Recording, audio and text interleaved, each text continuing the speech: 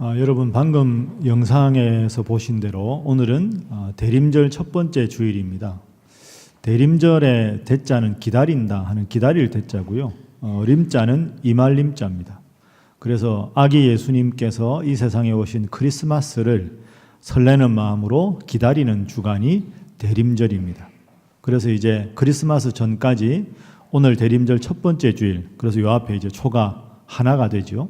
그래서 둘째, 셋째, 넷째 주 대림주일 지나고 성탄을 맞이하게 됩니다. 그래서 대림절 기간에는 성탄을 어떤 마음으로 우리가 맞이하는가 이런 의미도 있고, 좀 더 넓게 생각하면 이 땅에 다시 오실 예수님의 재림을 나는 어떤 믿음의 상태로 준비하고 있는가 스스로 돌아보는 그런 기다림의 기간이 대림절입니다. 여러분, 이제 크리스마스 트리도 여기 있고요, 초도 있고, 이제 크리스마스 찬송도 부르고 캐롤도 울려 퍼지기 시작하는데, 여러분은 이 대림절과 크리스마스를 어떤 마음으로 기다리십니까? 설렘이 좀 있으십니까? 또 한 해가 가는구나, 또 내가 나이를 먹는구나, 이런 생각만 주로 하시진 않습니까? 그래서 사실 기다림이라는 단어는 참 아름다운 단어입니다. 우리를 설레게 만드는 그런 단어가 기다림이지요. 황지우 시인의 너를 기다리는 동안이라는 시 아마 들어보신 분 있으실 겁니다. 앞부분 제가 한번 읽어보겠습니다. 내가 오기로 한 그 자리에 내가 미리 가 너를 기다리는 동안 다가오는 모든 발자국은 내 가슴에 쿵쿵거린다. 바스락거리는 나뭇잎 하나도 다 내게 다가온다. 기다려본 적이 있는 사람은 안다.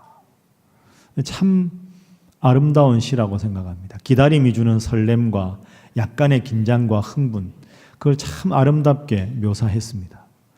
여러분은 대림절 첫 번째 주일을 맞이하면서, 성탄절을 맞이하면서 어떤 마음으로 예수님을 기다리고 있습니까? 오늘은 이 질문을 가지고 구약에 나오는 바르실레라고 하는 인물을 통해서 대림절과 성탄절을 보내야 하는 우리의 마음가짐이 어떠해야 하는가, 이 질문으로 그 대답을 한번 살펴보도록 하겠습니다.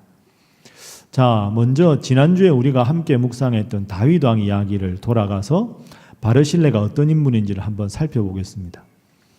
다윗 왕은 우리가 아는 대로 이스라엘 역사상 가장 위대한 왕입니다. 그런데 이 왕이 하나님 앞에 번영을 구가하다가 사무엘하 11장 이하에 보면 큰 어려움을 당하지요. 그 중에 제일 큰 어려움은 이 다윗 왕이 너무나도 사랑했던 자신의 아들 압살롬이 아버지 다윗 왕에 대해서 반역을 일으켰다는 겁니다. 사실은 외적과 싸우다가 나라가 수도가 함락될 수는 있는데, 가장 사랑하던 자식이 아버지를 향해서 반역을 일으키고, 이 아버지 다윗 왕이 그 일 때문에 황망하게 다윗 궁을 비우고 피난을 가게 됩니다. 얼마나 다윗 왕 마음이 착잡했을까요? 백성들 앞에서 얼마나 부끄러웠을까요? 아들이 그렇게 했다니, 세상에, 그것도 그 위대한 다윗 왕이. 어쨌든 다윗 왕은 이 아들의 반역 때문에 다윗 궁을 비우고 허둥지둥 피난을 가게 됩니다. 너무 갑작스런 반역이라 준비를 할 수도 없었습니다. 그래서 아무런 음식이나 물자도 갖지 못하고 그저 궁을 허겁지겁 빠져나오는데 바빴습니다. 그러니 다윗 왕이 어디서 지내야 할지, 음식을 어디서 공급받을 수 있을지 얼마나 막막하고 힘들었겠습니까? 마음도 힘들고 몸도 힘들고. 그때 이 다윗 왕이 그 어려움에 빠졌을 때 이 다윗 왕을 아주 따뜻하게 환대해주고, 그리고 먹을 것과 쉴 곳을 다 마련해 준 인물이 바로 오늘 본문에 있는 바르실레라고 하는 사람입니다. 여러분, 이 일이 쉬운 일이 아닙니다. 다윗 왕은 사실은 쫓겨난 패왕이지요. 이 바르실레라고 하는 사람은 길르앗에 살던 아주 부자였습니다. 그리고 나이가 80입니다. 그럼 이 사람이 만약에 이해타산이 아주 빠른 사람이라면 다윗 왕을 돕지 않았을 겁니다. 다윗 왕은 쫓겨났고, 사실은 눈치 빠르게 자기가 좀 더 많은 걸 얻기 위해서는 이제 정권을 가졌던 다윗 왕의 아들 압살롬 편에 붙어야 더 많은 걸 가질 수 있겠지요. 그런데 바르실레는 그렇게 하지 않았습니다. 쫓겨난 왕 다윗을 힘껏 도왔습니다. 만약에 다윗 왕이 쫓겨났는데 다윗 왕을 돕는 사람이 바르실레다 하는 소문이 압살롬에게 들어갔다면 이 압살롬이 바르실레를 가만두지 않았겠지요. 그렇다면 그 많은 모든 자신이 지금까지 평생 80년 동안 모은 재산을 다 압수당하고 차명을 당할지도 모르는 그런 상황에 처해 있습니다. 그런데도 바르실레는 다윗 왕을 도왔습니다. 왜 도왔을까요? 하나님께서 이 나라를 위해서 세우신 하나님의 사람이 다윗 왕이다. 그렇다면 내가 인간적인 정치적인 관계를 고려해서 이해타산을 따져서 누구를 도울까를 생각할 게 아니라 하나님께서 세워주신 왕이 어려움에 당했으니 모든 이해관계에 앞장서서 그를 돕는 것이 마땅하다. 이게 바르실레의 생각이었습니다. 그래서 힘껏 다윗 왕을 잘 도왔는데 마침 하나님 은혜로 그 모든 반란이 다 평정이 되었습니다. 그래서 이 다윗 왕이 이제 자신의 다윗궁으로 환궁하는 장면에서 바르실레가 우리식으로 표현하면 전하 축하드립니다. 이제 드디어 다시 궁으로 돌아가시게 되셨네요. 하고 이제 궁으로 돌아가는 다윗 왕의 일행을 환송하고 축하 인사를 건네고 그 일에 대해서 다윗 왕이 고맙다고 인사하는 장면이 바로 오늘의 본문입니다. 자, 그럼 여러분 대림절 첫 번째 주일에 왜 하나님은 오늘 이 바르실레의 이야기를 우리가 듣기를 원하실까요? 우리에게 참 익숙하지 않은 인물인데 왜 하나님은 성탄을 준비하고 대림절 첫 번째 주일을 맞이하는 우리에게 이 바르실레 이야기를 읽게 하셨을까요? 바르실레는 말씀드린 대로 인간적인 모든 이해타산 전에 하나님의 사람을 도와야 된다는 하나님의 입장에서 상황을 바라보고 다윗 왕을 도왔던 인물입니다. 그런데 우리가 사는 세상은 그렇지가 않죠. 흔히 세상에서의 모든 인간관계의 기준은 이해타산입니다. 이 일이 나한테 도움이 되는 일인가 아닌가? 나한테 도움이 되는 일이면 의롭지 않을도 슬며시 한눈을 감고 행하는 게 세상이고요. 아무리 정의롭고 분명한 일이라도 이것이 나한테 결과적으로 손해가 끼칠 것 같으면 슬며시 내려놓고 모른 채 하는 것이 세상적인 삶의 방식입니다. 어쩌면 이런 삶의 방식이 하나님을 믿는 우리에게도 자연스럽게 안타깝지만 스며들어 있는 것도 사실입니다. 그런데 여러분 인간적인 이해타산이라는 관점으로만 딱 생각을 해보시면 예수님이 이 세상에 오실 이유가 없습니다. 하나님이 이 세상을 아름답게 창조하시고 하나님의 뜻 가운데 이 세상을 아름답게 이루어가라고 인간에게 모든 걸 허락해 주셨는데 아담을 비롯한 우리 모든 인류는 하나님 앞에 죄를 지었습니다. 죄로 죽을 수밖에 없게 되었습니다. 여러분 그것이 누구의 잘못입니까? 죄를 지은 것은 하나님 잘못이 아닙니다. 이해타산이라는 관점에서 생각을 하면 하나님은 아기 예수님을 이 세상에 보낼 이유가 없습니다.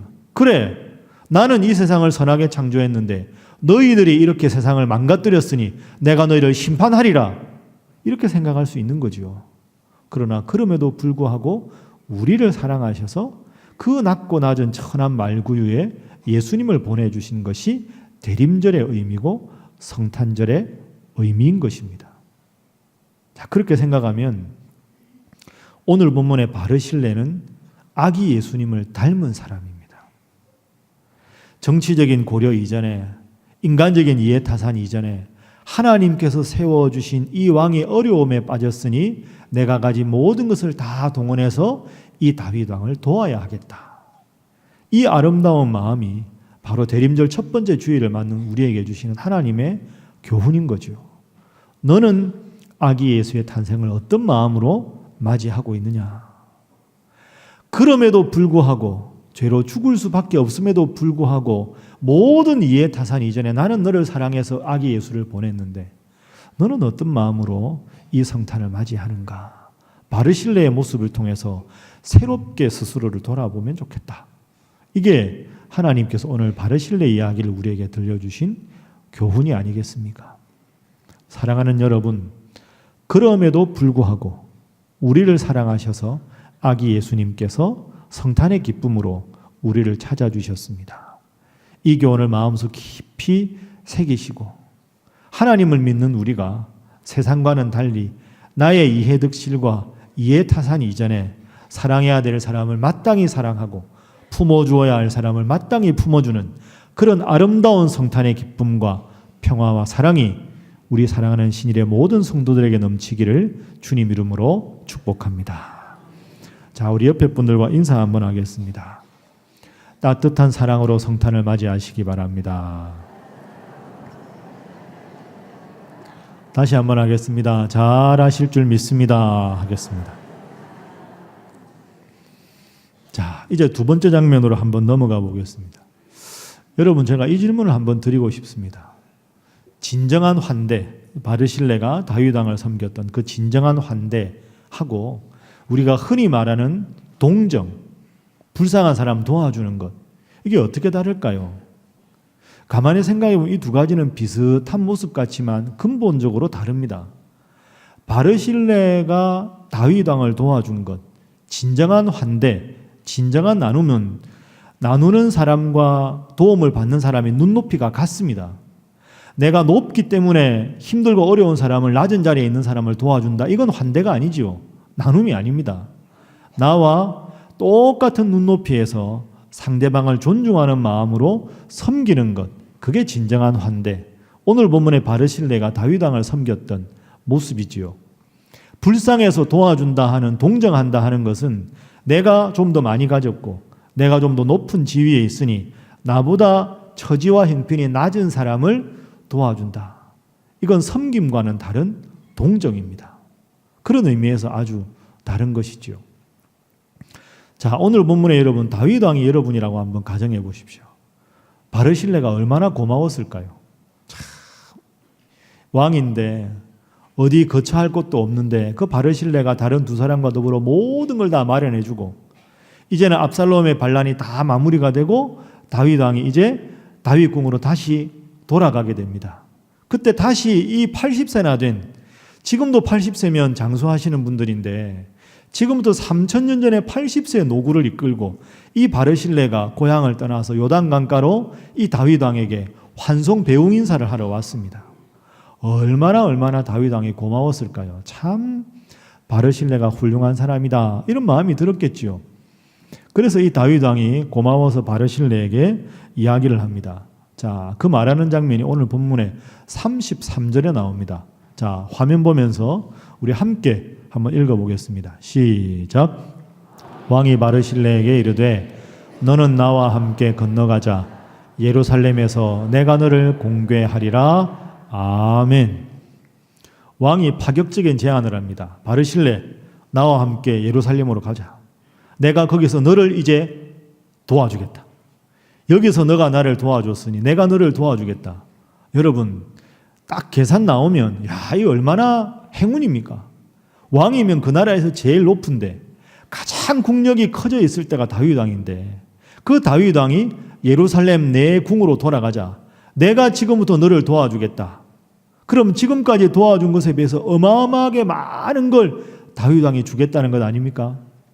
여러분 같으면 어떻게 하시겠습니까? 안 가도 되는데 굳이 원하시면 이럴 법도 하지 않습니까? 근데 바르실레가 어떻게 말을 하는가?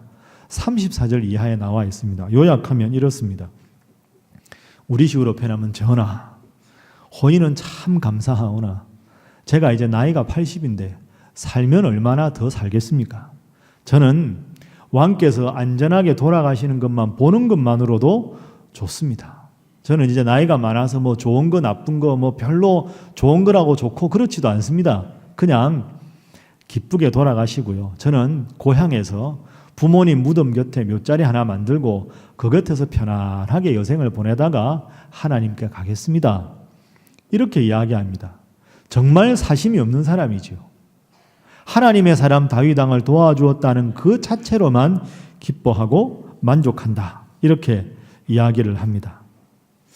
아마도 다윗 왕이 바르실레를 불렀을 때는 연세가 많은 어른이니까 돌아가서 벼슬은 아니어도 내 자문만 해줘도 평생 찾아서서 먹고 살 수 있는 많은 걸 주겠다, 그런 호의를 베풀겠다는 뜻이었을 텐데 그 호의조차도 감사하게 거절합니다. 여러분, 이게 대림절에 우리가 연습해야 될 삶의 태도가 아니겠습니까? 나누는 것 자체로만 감사하는 삶. 내가 이만큼 베풀었으니 상대방이 나에게 그 이상을 주지 않아도 그냥 베푸는 것 자체가 감사해서 그것을 기뻐하는 삶. 이게 참 역설적이지요. 나눈다는 건 내 것을 포기하는 겁니다. 그러나 이익을 생각하지 않고 나누면 나눔 자체가 더 큰 기쁨이 되는 거죠. 그게 나눔의 역설이고 나눔의 신비입니다. 마태복음 25장에 우리 예수님도 말씀하셨죠. 지극히 작은 자 하나에게 한 것이 곧 나에게 한 것이라. 그 연예인들 중에서 하나님 잘 믿는 연예인들이 여럿 있습니다. 그 중에서 이렇게 나눔 활동, 봉사 활동을 제일 많이 하는 연예인이 제 생각에는 그 시원일 것 같습니다. 시원 아시나요? 젊은 분들은 아실 텐데요. 시원 그 아내가 정혜영이라고 탤런트입니다. 근데 아주 독실한 기독교인이고 참 봉사 활동이나 나눔 활동을 많이 합니다. 그리고 부부끼리 아주 그 사이가 좋기로 아주 유명한 그룹이 시원하고 정혜영입니다. 그런데 항상 리포터들이 짓궂은 질문 참 많이 하죠. 아무리 사이가 좋아도 부부싸움 하시잖아요. 하면 주제가 뭐죠? 막 꼬치꼬치 그런 거 가만히 놔둬도 되는데 뭘 그렇게 묻는지 어느 날 인터뷰할 때 그렇게 물었습니다. 시원하게. 그래도 부부싸움 하실 때 있죠. 막 어떤 주제로 하세요? 막 물어요. 그러니까 시원이 웃으며 이렇게 대답을 했습니다. 저희도 부부인데 살다가 다툴 때도 있고 화날 때도 있습니다. 그런데 저희 부부는 꼭 지키는 게 하나 있습니다. 혹시 부부가 말다툼하고 다투더라도 그날 밤에 잠자리에 들기 전에는 반드시 서로 사과하고 화해하고 잠자리에 듭니다. 하룻밤이 지날 때까지 상대방의 화난 모습을 그대로 두지는 않습니다. 여러분 쉬운 거 아닙니다. 이거 아시죠? 힘든 겁니다. 그래서 이 두 젊은 부부가 참 훌륭한 부부라고 하는 거죠. 제가 이 기사를 인터뷰를 보면서 그런 생각했습니다. 여러분 대림절 성탄절의 의미가 뭘까요? 아기 예수님의 사랑과 평화, 이게 우리 마음에 가득하다. 그렇게 하도록 노력하는 게 대림절과 성탄절의 의미인데 여러분 한번 이런 생각을 해보세요. 여러분 주위에 누군가가 여러분 성함을 탁 들었을 때 여러분을 어떤 분으로 기억하고 있을까? 누구 하는 그 대상이 여러분이라면 그분 참 잘 웃으시는 분, 참 편안한 분, 참 좋은 분, 이런 생각이 들어야 하지 않을까요? 그런데 여러분 주위에 누군가가 여러분 성함을 딱 들었을 때 여러분이 아주 딱딱한 표정, 환한 얼굴, 그렇게 여러분을 기억한다면 그런 기억을 지워내는 것이 대림절과 성탄절의 의미가 아니겠습니까? 여러분도 마찬가지입니다. 여러분 마음속에 누군가 성함을 딱 들었을 때 참 좋은 분이 아니라 누군가 딱 들으면 나와 사이가 먼 분, 불편한 분, 저분은 내가 사랑하기 어려운 분, 여전히 그 관계로 그냥 두고 싶은 분, 그런 분이 여러분 마음속에 존재한다면 그런 분을 지워내고 그분과 화해하고 사과하고 용서하고 사랑하고, 그게 대림절을 맞이하는 의미가 아니겠습니까? 아무런 도움이 없어도 아무런 대가가 없어도 그저 다윗 왕을 도와준 것으로만 만족했던 이 귀한 인물이 오늘 우리에게 주는 교훈이 바로 이것입니다. 사랑하는 여러분, 바르실레처럼 이익과 타산과 이 모든 것 전에 정말로 아기 예수님의 사랑과 평화의 마음이 여러분이 가득하셔서 그 사랑과 평안을 이웃과 더불어 함께 나누는 모든 분들 되시기를 주님 이름으로 축복합니다. 옆에 분들과 인사하겠습니다. 주님의 마음을 가지시기 바랍니다. 자, 이번에는 이렇게 인사하겠습니다. 화해와 용서가 성탄의 정신입니다. 하겠습니다. 자, 이제 마지막 장면으로 넘어가 보겠습니다.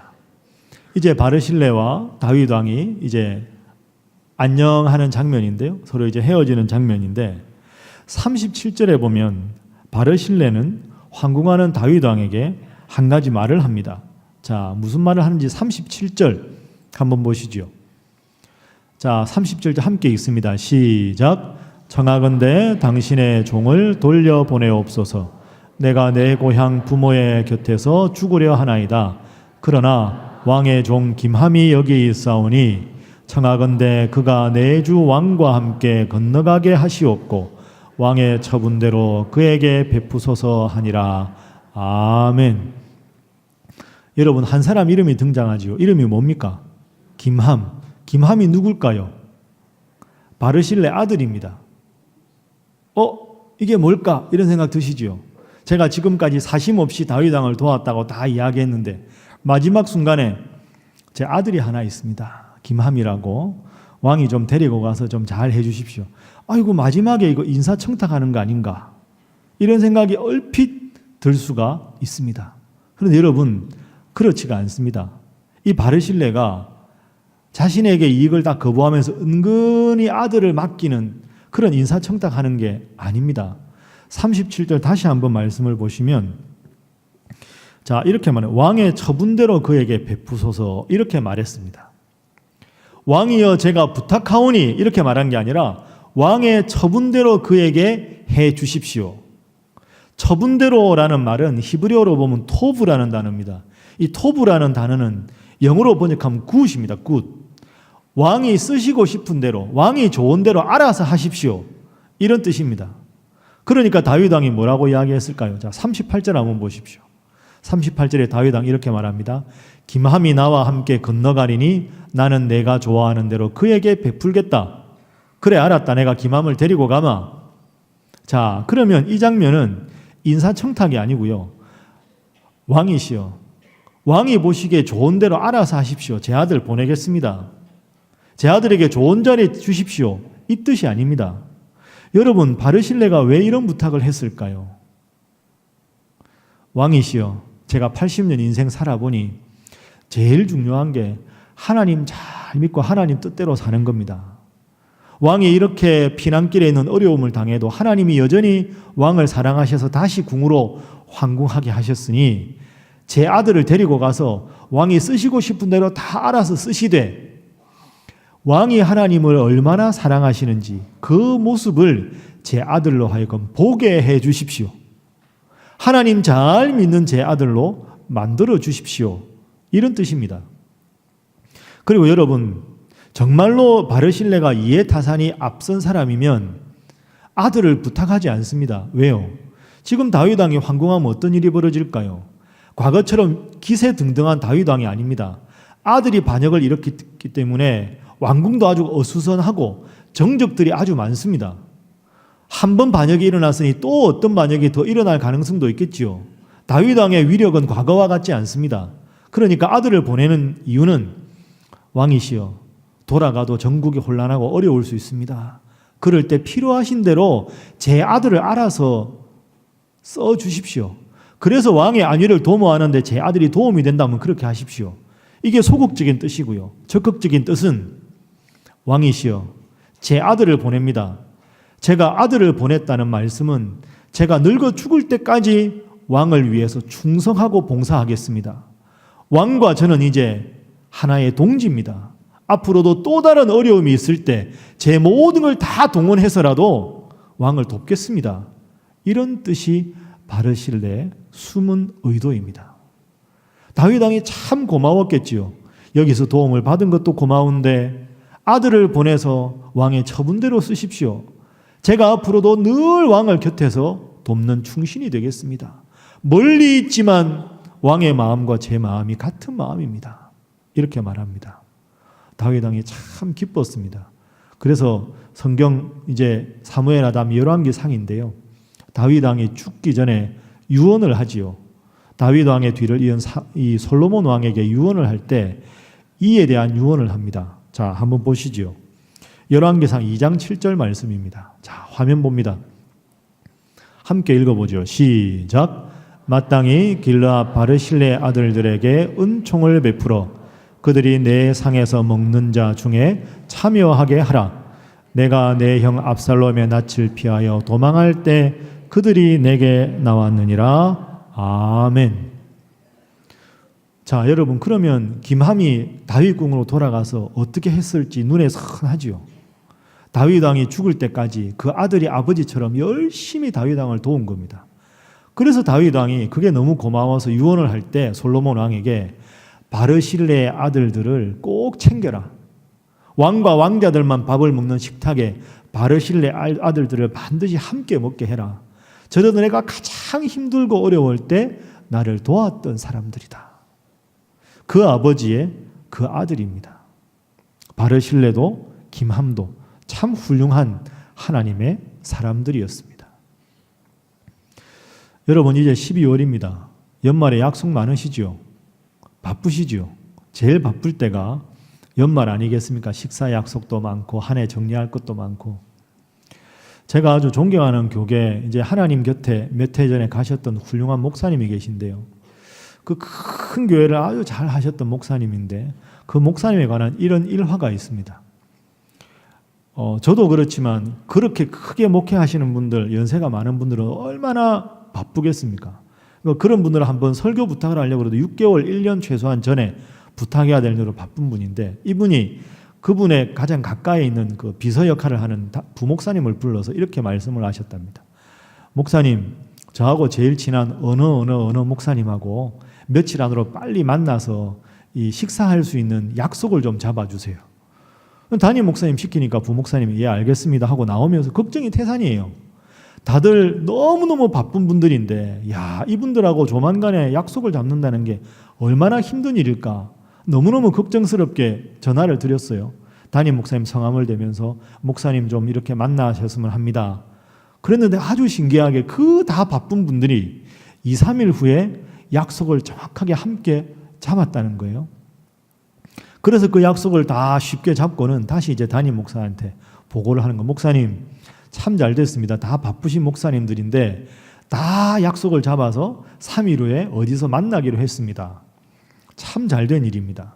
그 담임 목사님 잘 됐습니다. 근데 이 부목사님이 나가시다가 담임 목사님께 한번 여쭤봤다는 거예요. 목사님 궁금한 게 하나 있는데요. 그래 말씀해 보시라. 다들 정말 바쁜 분들인데 그렇게 일정이 많을 텐데 어떻게 이렇게 딱 3일 만에 그 많은 일정이 다 조율이 되고 만날 수 있는지 그게 참 신기합니다. 그러니까 이 담임 목사님이 빙그레 웃으면서 약속을 빨리 잡는 데는 비결이 하나 있는데 그 비결을 아직 목사님 모르나 봐요. 아니 그런 비결이 어디 있습니까? 너무너무 바쁜데 약속을 빨리 잡는 비결 그게 도대체 뭡니까? 이렇게 물으니까 담임 목사님 빙그레 웃으면서 이렇게 말씀을 하셨답니다. 사람은 자기가 만나고 싶은 사람에게는 항상 시간이 있는 법입니다. 여러분 그렇죠? 사람이 자기가 정말 만나고 싶은 사람한테는 항상 시간이 있습니다. 시간이 없으면 다른 일정을 쪼개서라도 그 시간을 다시 확보하는 거죠. 사람이 자기가 정말 만나고 싶은 사람을 위해서는 항상 시간이 있는 법입니다. 제가 오늘 설교를 마치면서 이 이야기를 여러분에게 들려드리고 싶습니다. 연말에 많이 바쁘실 텐데 여러분 하나님 만나는 일이 얼마나 바쁘십니까? 하나님을 만나고 싶은 마음이 있으면 다른 바쁜 것 우선순위를 제쳐두고라도 하나님 앞에 나와서 예배하는 것, 하나님께 기도하는 것, 하나님 말씀을 묵상하는 것, 찬양하는 것 이것이 삶의 우선순위에 있어야 하지 않겠습니까? 그것을 연습하는 기간이 대림절이고 성탄절입니다. 부족한 나를 위해서 하늘 보좌를 버리시고 저 낮고 천한 말구에 오신 저 예수님, 그 예수님의 그 사랑과 평화를 생각하면 생각할수록 너무너무 감사한데 1년 내내 이런저런 핑계로 잊어버리고 살아가다가 크리스마스 시즌이 오고 대림절을 한 주간 지나면서 그렇구나. 내 인생에 꼭 만나야 할, 내 마음의 가장 중심에 있어야 할 것이 주님께서 나를 사랑하신 그 사랑이고 주님께서 주신 그 평화인데 내가 주님의 사랑과 평화를 너무나도 잊고 살았구나. 그 주님에 대한 우선순위를 한 단계 당기고 한 단계 당기고 또 한 단계 당겨져 내 마음 중심에 아기 예수님의 사랑과 평화가 깃들고 내 마음 중심에 주님께서 나를 사랑하신 그 사랑을 다시 한번 깊이 느끼는 것, 그게 대림절이고 그게 성탄절 아니겠습니까? 프란시스 셰퍼가 이런 말을 했습니다. 하나님 앞에서는 높은 사람도 낮은 사람도 없다. 단지 하나님 앞에서는 거룩한 사람과 거룩하지 않은 사람만 있을 뿐이다. 거룩하다라는 카도시라는 단어는 구별하다 하는 의미입니다.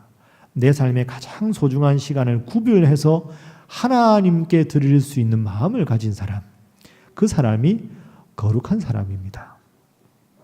대림절 첫 번째 주일을 맞이하면서 바르실레처럼 세상적인 이해타산 전에 하나님이 세움받은 사람을 잘 섬겼던 그 마음을 오늘 우리가 본받고 우리 예수님의 사랑과 평화가 여러분 마음 중심에 자리 잡는 이 귀한 절기가 될 수 있기를 주님 이름으로 축복합니다. 기도하겠습니다. 사랑의 하나님, 저희를 사랑하셔서 아기 예수님을 보내주신 것을 기억하는 이 대림절 첫 번째 주일을 맞이하며 그 의미를 다시 돌아보게 해주셔서 감사합니다. 이해타산과 이해득실만 따져가며 살아가는 세상 속에서 오직 사랑과 겸손으로 세상을 변화시키시고 평화의 왕으로 오신 그 아기 예수님, 이 귀한 분을 설렘으로 기다릴 수 있도록 저희와 함께하여 주옵소서. 주님, 그저 스쳐 지나가는 대림절 되지 않게 하시고 바르실레처럼 사랑과 섬김의 마음으로 주님을 기다리며 또한 우리의 사랑이 필요한 이들을 찾아 섬기는 사랑의 사람, 평화의 사람, 우리 사랑하는 신일의 성도들 되게 하여 주옵소서. 평화의 왕으로 오신 예수님의 이름으로 기도하옵나이다. 아멘.